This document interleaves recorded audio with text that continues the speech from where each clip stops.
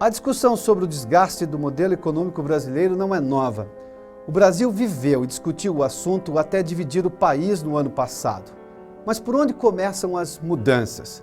Arturo Pozekansky, diretor do Departamento de Relações Econômicas Internacionais da American University em Washington, vai a um ponto. Não há economia séria no mundo que conviva com metas de inflação entre 6% e 7% ao ano. Professor, se eu fizer uma análise muito rápida do Brasil dos últimos 30 ou 40 anos, começando nos anos 80, nós tivemos uma história brasileira que saiu da ditadura, foi para a democracia, houve muita intensa participação popular, se recuperou o direito de voto, se elegeu presidentes, se demitiu presidentes por impeachment, também com pressão popular, se estabilizou a moeda, o país teve crescimento, teve distribuição de renda melhor, mas hoje o país vive de novo um problema econômico, uma decepção por um modelo equivocado nos últimos anos. Qual é o grau de confiança que o Brasil inspira no mundo ou que o mundo tem em relação ao Brasil, levando-se em conta um espectro maior? Eu diria que o Brasil ainda é olhado como um país sério, inspira confiança, mas não entusiasmo. Eu acho que nos últimos anos os investidores brasileiros e estrangeiros perderam o entusiasmo por as possibilidades, o potencial do Brasil. Uhum. Então, a pergunta, na verdade, é que tem sucedido que a confiança naquele sentido de que o Brasil vai dar certo, agora foi perdida.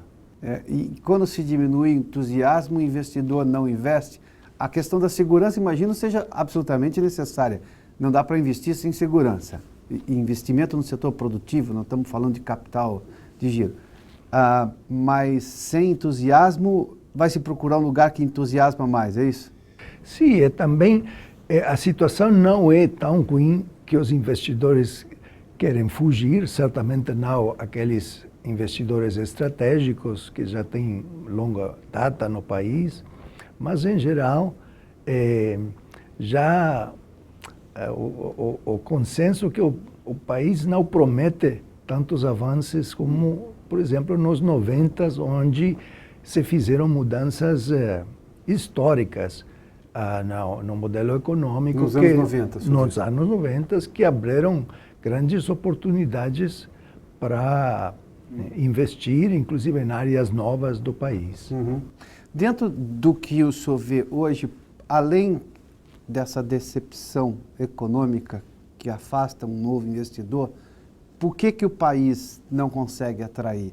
É só uma escolha ideologizada da presidência da República?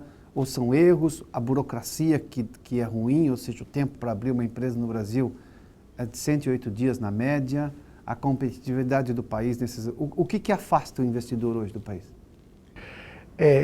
Eu diria, o Brasil já tem muitos investidores.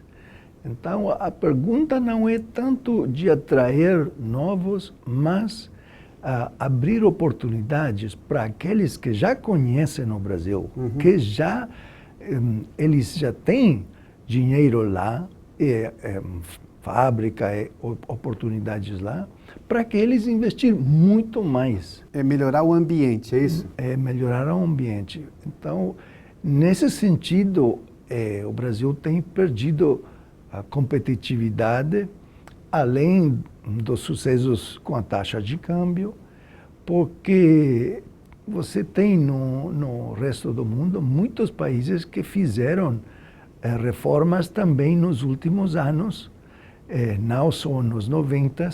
Então você vai acumulando o efeito pro investidor, uhum, de 20 ou 30 anos de reformas. Então é mais fácil, é mais atrativo, uhum, entusiasma mais fazer na margem negócios e investimentos em outros países. O senhor falou dos anos 90, em que se criou uma série de oportunidades e que começou a ter um entusiasmo em relação ao Brasil. Os anos 90 são notoriamente marcados pelo controle da inflação, a estabilização da moeda e uma economia com mais regras, agências reguladoras e por aí vai. Começou nesse processo. Isso tudo hoje não inspira mais confiança? Ou a questão tributária ainda é ruim, o nível de tributação no país é muito alto, a burocracia para lidar ou abrir empresas ou construir prédios novos? O que é o problema hoje? Onde é que está especificamente o problema que deveria passar, ou que deveriam passar por reformas? Primeiro, nos 90 também foram anos de abertura, não só da balança comercial, mas também dos fluxos de capital. Uhum. Durante os últimos anos, se foi nesse caminho no sentido contrário. A economia começou a fechar-se em termos de acesso às importações, acesso às tecnologias, acesso à privatização de empresas públicas, acesso a concessões. Então, se perdeu o dinamismo daquela abertura dos 90. E ficou o peso da máquina burocrática, o peso da tributação, e também, obviamente, se perdeu caminho, inclusive na luta contra a inflação. País sério não tem metas até 6 ou 7% de inflação, e não tem 6 ou 7% de inflação.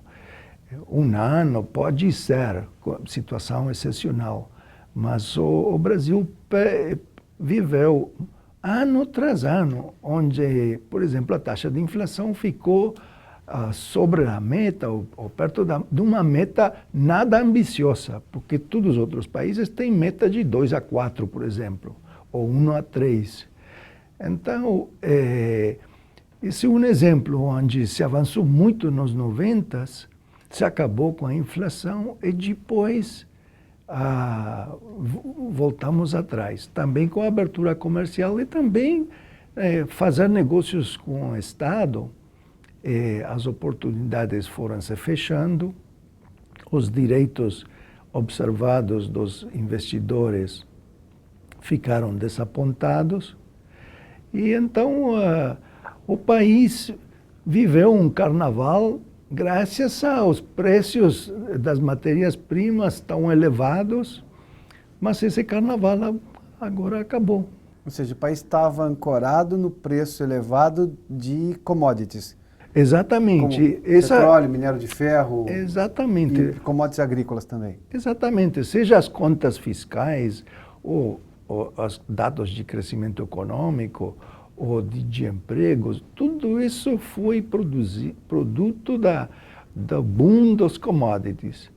É por isso que agora a economia ficou tão vulnerável, ficou porque esses anos, já 3 anos atrás, já praticamente chegou aos melhores momentos. Uhum. Então, está faltando o motor da economia, está faltando um carro-chefe do crescimento econômico, porque os incentivos não melhoraram, empeoraram, e não só aproveitou bem aquela bonança dos bons anos de commodities. E qual é o papel, tanto no erro que o governo cometeu do modelo econômico de não diversificar a matriz produtiva brasileira, de ter outros setores como produtos de valor agregado que não dependessem tanto de exportação de commodities, especificamente, e onde que o governo pode corrigir a sua atuação anterior, que de alguma forma nos levou a isso? Bom, veja, tem várias áreas para trabalhar. Já falamos de inflação, precisamos de um BC sério, não do terceiro mundo, mas do primeiro mundo. Segundo, precisamos de uma reforma abrangente das contas públicas, seja do lado da despesa, seja do lado da tributação. O país gasta muito, o Estado brasileiro é muito grande. É muito ineficiente. Terceiro, precisamos reforma das regras do jogo. Por exemplo, a experiência internacional é bem clara. Se você fecha as importações, eventualmente as exportações caem também. Porque hoje o produtor moderno exporta a base de coisas importadas também. Então, toda essa política de minimizar a dependência nas importações, de fechar a economia, de incentivar a produção nacional, levou o Brasil, não às 80, mas parou a integração das empresas brasileiras na economia internacional. Então, temos que abrir de novo o lado das importações, seja de tecnologia ou seja de produtos, para melhorar o ambiente de produção e também aquele de exportações, além de produtos básicos. Houve erro de escolha técnica por parte do governo federal ou quem estava lá apenas seguiu um modelo de ideologia política e econômica da presidência da República? E quando que o senhor identifica que isso começou? Eu diria que certamente foi uma questão ideológica. Ela foi acentuada pela presidente Dilma Rousseff, mas começou durante o segundo governo de Lula. Por exemplo, a atitude não séria com relação à inflação, isso vem do Planalto.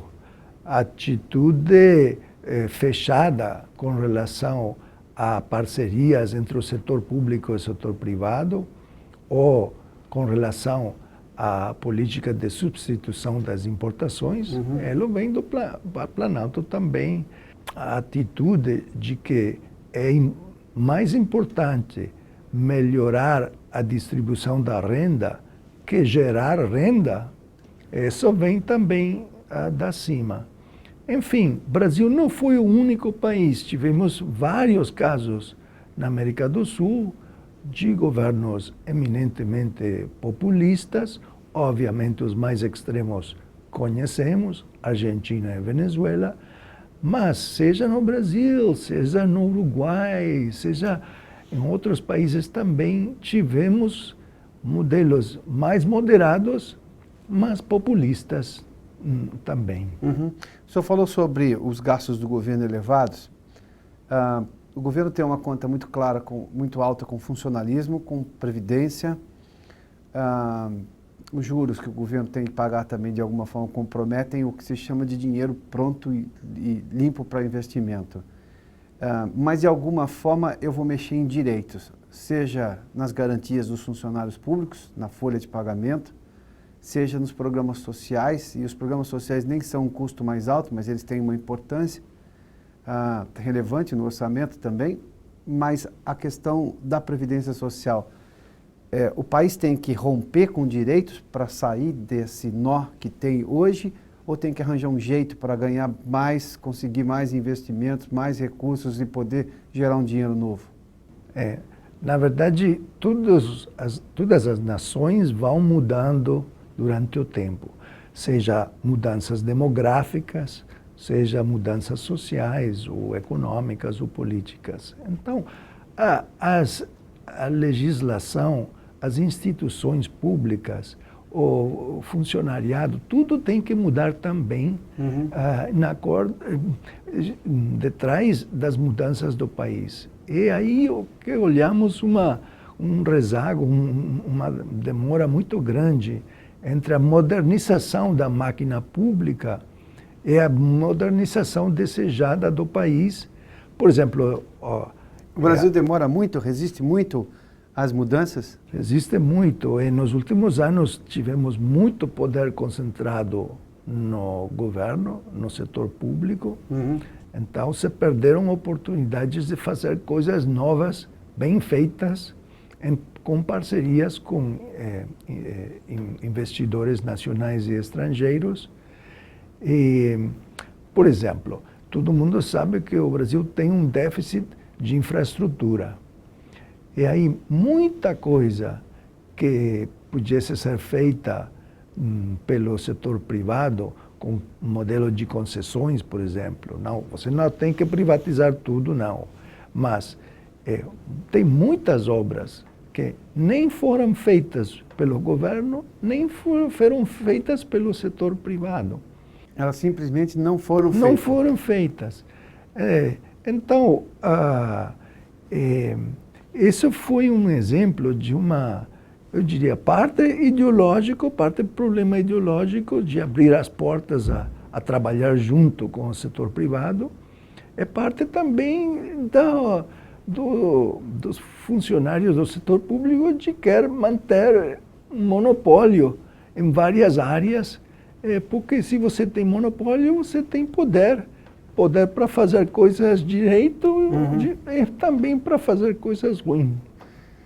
Professor, olhando com algum distanciamento, mas tentando enxergar de perto a solução que viria, explicitando, o país experimentou 2 momentos diferentes de conduzir o Estado brasileiro. Alguns com reformas até mais ousadas, o senhor falou dos anos 90, que foi no governo do PSDB, mas que foi criticado porque não olhava para a questão social.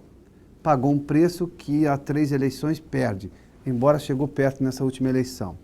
O outro governo, que embora tenha seguido parte do modelo econômico, conseguiu no primeiro mandato do presidente Lula, mas o senhor fez uma menção que começou no segundo mandato e no primeiro mandato de Lula e no segundo mandato da presidente Dilma, essa derrocada econômica, o esgotamento desse modelo.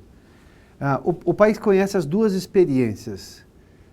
Por que o país não consegue uma alternativa que comungue algo que atenda o social brasileiro, que é muito ruim, a desigualdade social no país ainda é grande, e tente abrir as portas para ter investimento externo que consiga atender a demanda de crescimento brasileiro? Essa questão da infraestrutura que o senhor falou. Eu acho que ainda, na grande maioria do povo brasileiro, existe uma certa uma visão do governo como um governo que tem que ser paternalista, que tem que resolver os problemas da gente, que tem que fazê-lo tudo. Certamente todas as obras sociais ou as obras públicas. Na verdade, o que o Brasil está precisando são líderes, como foi o Fernando Henrique Cardoso, que podem olhar além do que é popular hoje, olhar além do que você tem hoje e tem uma visão do futuro que faz necessário convencer ao povo de fazer as coisas de maneira diferente. E, em geral, eu diria que na última década tivemos governos que só falam sobre melhorar a situação de hoje e falam de fazer as coisas deste governo de uma maneira que, sim, é popular mesmo. Então, as atitudes têm que mudar. No centro do problema é um problema de atitudes do povo, da gente. Também, o Brasil não é único, porque as pessoas aprovaram a reeleição da Cristina Kirchner, ou aprovaram as reeleições do Hugo Chávez, etc. Porque eles, em geral, gostavam dessa política de dar renda às pessoas mais necessitadas, de resolver os problemas com um decreto, com um empréstimo do Banco Estatal. Uma canetada, é isso? Uma canetada. Então, muitas vezes, a verdade é que os povos têm os governos que merecem. Então, ou você tem nova liderança, mesmo dentro daqueles que estão no poder, ou você tem que esperar até que as pessoas entendem que o modelo está esgotado. 2 perguntas relacionadas a isso. O senhor vê hoje o embate político brasileiro num nível mais alto, levando-se em conta talvez o fato mais recente da eleição mais dividida? E segundo, o senhor vê falta de liderança também no setor privado, ou seja, na sociedade? seja representante de empresas, de sindicatos patronais, de trabalhadores, com esse propósito que todo mundo reclama que o governo não faz, mas propõe exatamente o quê? Além da crítica que seria muito mais fácil de todo mundo que vive hoje no país. O senhor vê liderança surgindo na sociedade para questionar o governo e propor coisas novas? Sim, eu acho que no Brasil tem muitas forças inteligentes, olhando para o futuro. E mais que nada, tem muitas pessoas que dentro deles estão entendendo que esse modelo já de tirar dinheiro pela janela para resolver tudo, esse modelo já não tem futuro. Sem outro boom de commodities, não tem futuro. E não vamos ter boom de commodities. Aqui o perigo é que os commodities vão seguir baixando mais. Estamos entrando em um ambiente internacional de deflação, não da inflação, estilo brasileiro. Então, vai ser necessário administrar os recursos menores nos próximos anos de uma maneira politicamente aceitável. Quer dizer, não é questão do novo ministro da Fazenda fazer alguns ajustes iniciais e acabou. Ele vai ter que fazer uma tarefa difícil por muitos anos com seus colegas no gabinete, todos empurrando para um futuro melhor, fazendo as mudanças que têm que ser feitas. Senão, o país vai continuar assim como ele está agora. Para um país rico como o Brasil, que é muito diferente dos seus vizinhos em tamanho, em capacidade, ou pelo menos potencial de crescimento, é válido comparar a eficiência do Chile administrativa e comércio externo com a do Brasil? É válido comparar que no Uruguai é muito mais rápido abrir uma empresa, que é um país pequeno se comparado ao Brasil, do que a realidade brasileira, 108 dias para abrir uma empresa? Dá para fazer essa comparação? O Brasil, historicamente, sempre se comparava no máximo com a Argentina, porque tinha lá importância econômica. Mas hoje você tem alguns, o Peru, por exemplo, tem-se outra situação também na Colômbia, sem contar os desastres venezuelanos e argentinos. Mas dá para comparar o Brasil com os seus parceiros ali e vizinhos sul-americanos?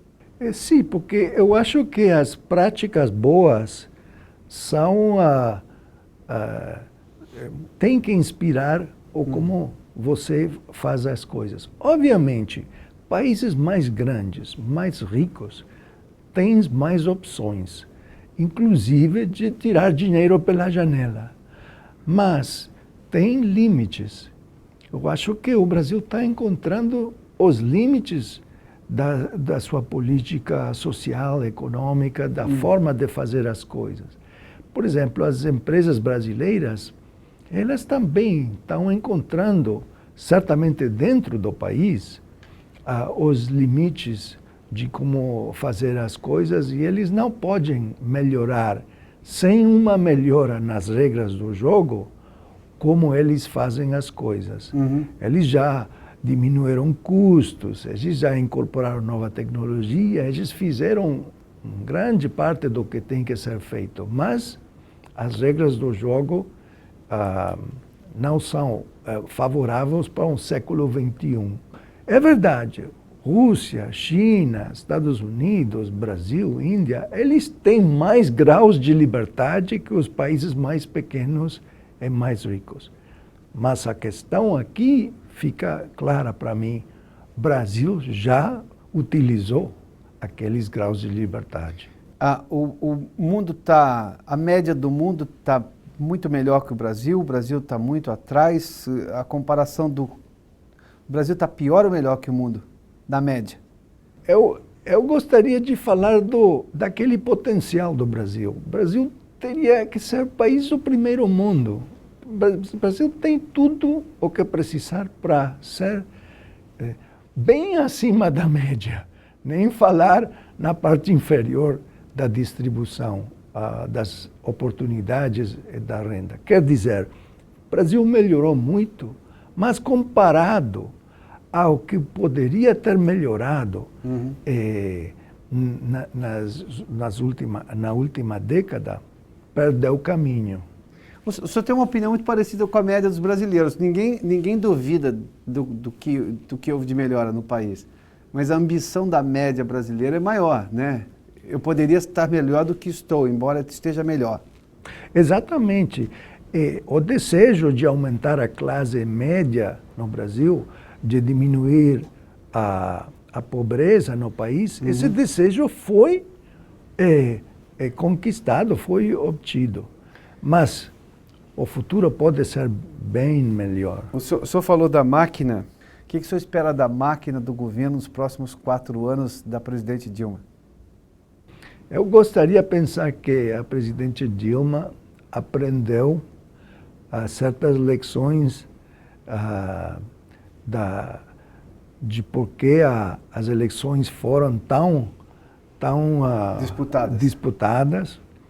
Que ela também aprendeu que o modelo dela do primeiro mandato já não funciona.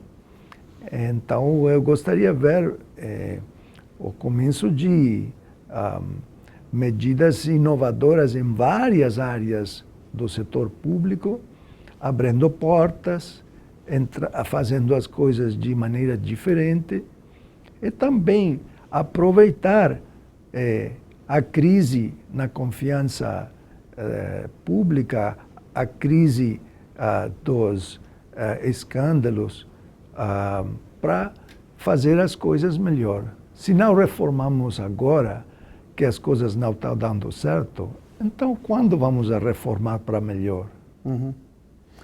Professor, muito obrigado pela entrevista.